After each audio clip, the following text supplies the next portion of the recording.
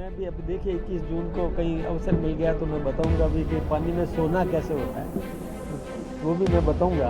आप सबको बुलाऊंगा जरूर, ताकि आप देखो कि पानी पे सोया जा सकता है, घंटों सोया जा सकता है बिना हाथ पैर हिलाए। ये सब एक उसी का हिस्सा है, मुझे भी आता है थोड़ा सा। लेकिन देखिए दिव्यांगों को भी सिखाएं, ये भी बहुत अच्छी बात है। फिर इसके अलावा किस प्रकार से किन अलग अलग क्षेत्रों में, यानी देखिए आपने नक्शे पर देखा होगा कि हम सब प्रति माह जो ये प्रधानमंत्री जी अपने मन की बात देश के नागरिकों से साझा करते हैं, तो उसमें हमको सबको और बहुत प्रेरणादायी ज्ञान प्राप्त होता है। वो स्वतंत्र है, ये उनका अपना अधिकार है, वो जरूर जाएं, करें ना, उसमें कहाँ दिक्कत है। जो हमें मिल रहा है और हमें पूरी जनता की ताकत हमको मिली हुई है, हमारी दिल्ली में सरकार, राजस्थान में कई प्रांतों में सरकार है।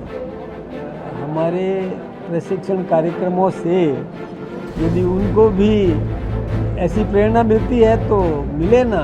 देखिए प्रशिक्षण तो होना चाहिए, लेकिन प्रशिक्षण देने के लिए प्रशिक्षक चाहिए।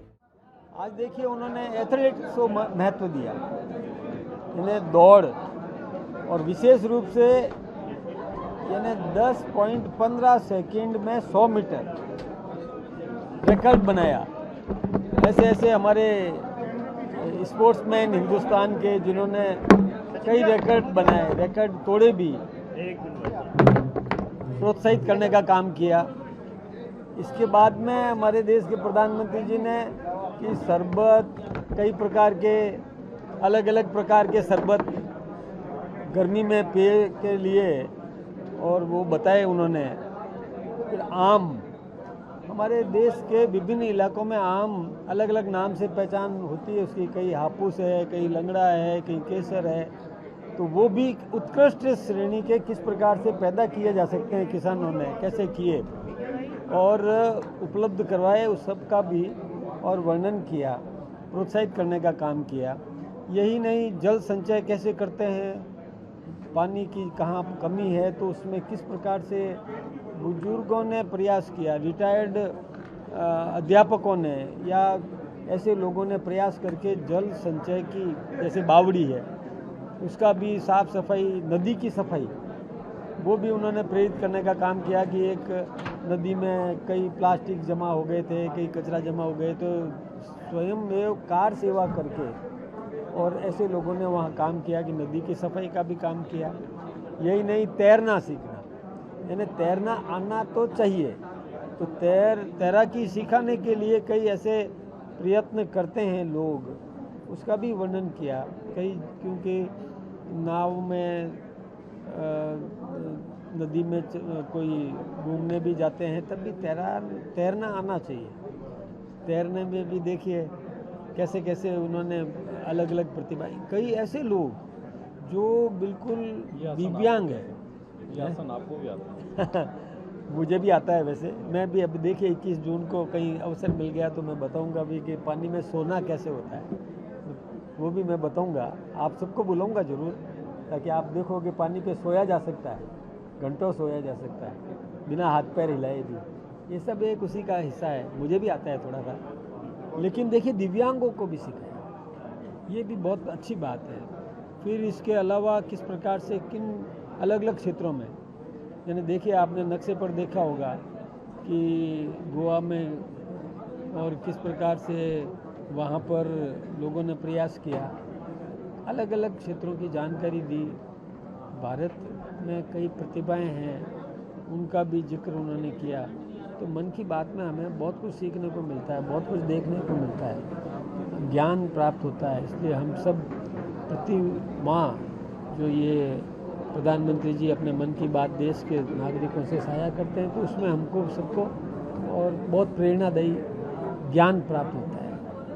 कल हनुमान बेनीवाल ने प्रेस कॉन्फ्रेंस वापस की है और कहा है कि बोनेट पे मैंने आईजी और डीएम वगैरह को बिठा लिया। क्या आईजी और डीएम को बोनेट पे बिठाकर वार्ता करी है। भाई साहब, इसी में एक सवाल हो रहा है, जैसे आपने कहा था डीडवाना के अंदर कि सामाजिक बहिष्कार होना चाहिए ऐसे नेता का, तो उन्होंने इस मामले को लेकर उन्होंने कहा कि इस पूरे मामले को लेकर मैं कोर्ट के अंदर मदन राठौर को, वो स्वतंत्र है, ये उनका अपना अधिकार है, वो जरूर जाएं, करें ना, उसमें कहाँ दिक्कत है, करो। मैंने कोई गलत काम किया है तो कोर्ट में जाएंगे तो जो कार्रवाई होगी होगी, उसमें क्या दिक्कत है। करे, वो अपना स्वतंत्र है उनका। मैं कोई ये थोड़ी कहूँगा कि मत करो, करो, जरूर करो। ऐसा अशोक गहलोत जी ने बोला है कि कभी बीजेपी उनको सपोर्ट करती है, कभी पीछे हट जाती है, तो ये तो बीजेपी की वजह से ही हो रहा है। आगामी आने वाले समय में अलायंस भी करेंगे कि हनुमान बेनीवाल आरएलपी के साथ? देखिए, हमें कोई आवश्यकता नहीं है, हमें किसी से कोई ज़रूरत नहीं है। हमें तो जनता का आशीर्वाद चाहिए जो हमें मिल रहा है, और हमें पूरी जनता की ताकत हमको मिली हुई है। हमारी दिल्ली में सरकार, राजस्थान में कई प्रांतों में सरकार है, हमें कोई आवश्यकता नहीं। कल राहुल गांधी आ रहे हैं पुष्कर में, जो प्रशिक्षण पुष्कर आ रहे हैं तो अच्छी बात है, पुष्कर आ रहे हैं। प्रशिक्षण देखो, हमारे प्रशिक्षण कार्यक्रमों से यदि उनको भी ऐसी प्रेरणा मिलती है तो मिले ना।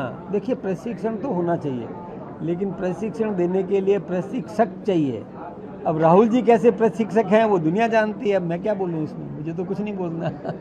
लेकिन भाई साहब, जिस तरीके से हनुमान बेनीवाल लगातार इस तरीके के बयानबाजी दे रहे हैं, कहीं ना कहीं जो भाषा की मर्यादा है वो डाउन तो नहीं। देखिए, इसीलिए तो मैंने कहा कि ऐसे लोग जो ये शब्दावली बिगाड़ देते हैं वो राजनीति के लिए कलंक है। ये बात मैंने कही। जो शब्दावली जिसका सही नहीं है, राजनीति का शुद्धिकरण करने की आवश्यकता है। ऐसे लोगों को प्रेरित होने की ज़रूरत है कि नहीं, किससे प्रेरणा लें, एक आदर्श से प्रेरणा लें। मतलब शब्द चयन तो सही करो। मैंने पहले भी कहा कि राजनीति में विरोध करो, विपक्ष का काम है विरोध करना, और प्रबल विरोध करो, कोई दिक्कत की बात नहीं है। लेकिन शब्द चयन ऐसे करो कि जब सामने मिलो तो नमस्ते तो हो जाए, नज़रें तो नहीं झुकानी पड़े, शर्म तो नहीं आए कि मैंने क्या बोल दिया इसके लिए। कम से कम ये तो नहीं होना चाहिए ना। विरोध तो करेगा, विरोध करना भी चाहिए, और हम तो लोकतंत्र के हामी हैं, लोकतंत्र के प्रशंसक हैं। विपक्ष भी चाहिए। लोकतंत्र में सफलता तभी है कि विपक्ष होना चाहिए, लेकिन विपक्ष मर्यादित विपक्ष हो, गरिमापूर्ण विपक्ष हो, ये बहुत ज़रूरी है। अब देखिए, कोई ये कहे कि बिजली के बिल मत भरो, ये समाज को क्या दिशा देना चाहते हैं। कोई ये कहे कि मीटर रीडर आए तो उसको पीटो, भगा दो। अब ये कोई सुलक्षण है क्या? क्या प्रेरणा देंगे समाज को ये ऐसा? और युवा पीढ़ी को बर्बाद करने का जो षड्यंत्र करे, गलत दिशा दे, भड़काए। बाहुबली का कोई क्या लेना देना उनका? क्या मैं अब जैसे देखिए, मैं एक राजनीतिक पार्टी का प्रदेश का अध्यक्ष हूँ, मैं मेरे पार्टी के कार्यक्रम में जा रहा हूँ, अब मेरा विरोध करने का क्या आधार है? मैं मेरे कार्यक्रम में जा रहा हूँ, मेरा विरोध करने का क्या? मैं मेरे कार्यक्रम में नहीं जाऊँ? इस बात का विरोध कर रहे थे वो, किस बात का विरोध कर रहे थे? क्यों घेराव करने की बात आई? अच्छा, मैं तो इतना, मेरे बारे में तो जैसे पूरा राजस्थान भी जानता है, मैं सरल हूँ। मैं तो खुद उत्तर के कोई वो ज्ञापन देते तो मैं लेने के लिए तैयार भी था, लेकिन वो डंडे बरसाना मेरी कार पर, तब मैं समझ गया कि इनकी मंशा तो मेरी हत्या करने की है, मारने की है। तब मैं बाहर क्यों निकलूँ? हनुमान बेनीवाल तो अभी भी कह रहा है कि वो मेरे लड़कों ने वही चलाए, डंडे वंडे ही, गोली भी निकाल सकते थे कुछ समय के समय कर सकते थे, उनको उन्होंने जैसी शिक्षा दी वो गोली भी चला सकते थे। वैसा वो तो ये भी कह रहे हैं कि अभी तो मुख्यमंत्री और मंत्रियों का नाम किया, अभी तो संगठन के नाम भी जल्दी दूंगा, संगठन का नाम भी निकालूंगा जल्दी, संगठन के लोगों का नाम भी रखूंगा। जरूरत नहीं है, मैं अकेला ही पर्याप्त हूँ उनके लिए। हनुमान बेनीवाल जैसे मैंने बहुत देखे हैं, कोई वो बहादुर है नहीं, बच्चों को भड़काते हैं। और मैंने उनको कई बातें ऐसी है कि जो मुझे सार्वजनिक मंच पर बोलना नहीं चाहिए, लेकिन मैं जानता हूँ ये बाजू आजमाए हुए हैं, देखा हुआ है, कोई चिंता वाली बात वो नहीं। हर बात सार्वजनिक मंच पे बोल रहे हैं और आप बोल रहे हो कि नहीं बोलनी चाहिए। मैं इसलिए नहीं कि भाई देखो, कोई घटिया हरकत करे तो मुझे भी घटिया हरकत करना चाहिए क्या?